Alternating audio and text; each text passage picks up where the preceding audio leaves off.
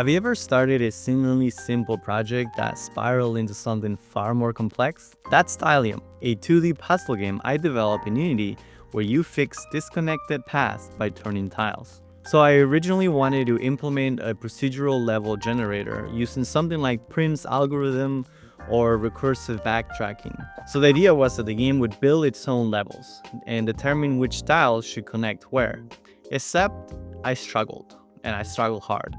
Not with the algorithm itself, but with getting it to work with Unity. I just simply could not figure out how to connect the path logic with the actual tile objects. So each tile needed 4 connection points, and synchronizing the rotations between sprites and logical data just simply became a nightmare. In the end, I couldn't get it working in Unity, and looking back, if I'm honest, I probably gave up a little bit too early. Maybe with another few more hours or even days of debugging and research, I could have figured it out, but I decided to shift into a more manual approach. Now, each level is handcrafted using a custom level editor that I built in Unity. Each tile has a set correct rotation that matches the level solution. So when all tiles meet that correct state, the level's complete. So this approach works well, but it also means that there's only one correct way to solve each puzzle. There's no randomness. You can't really replay the level because you know how to solve it, and it took me a lot more work to create each level. Still, this project taught me something very important. Sometimes it's better to slow down and keep working towards the right solution, even if it's harder, instead of, trying to hack your way through something and just get it working. It might take longer up front, but trust me, it will save you a lot of time and frustration later on, especially if you want your project or your game to be scalable, or if you want to expand it in the future. So once the core mechanics of the game were done, I turned my attention into how the game felt. Design-wise, I decided to go with the neomorphism style.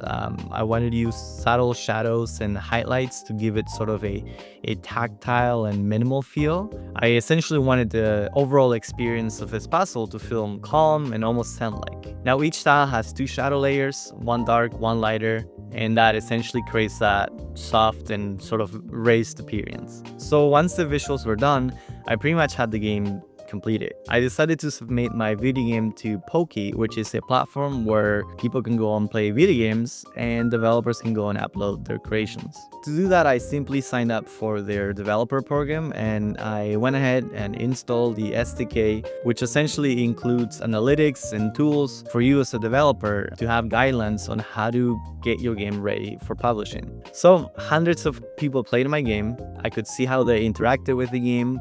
I could see what worked, what didn't, and I was able to go back and forth and make the necessary changes. But after a couple of days of playtesting and going back and forth and making the necessary changes, my game did not end up getting published.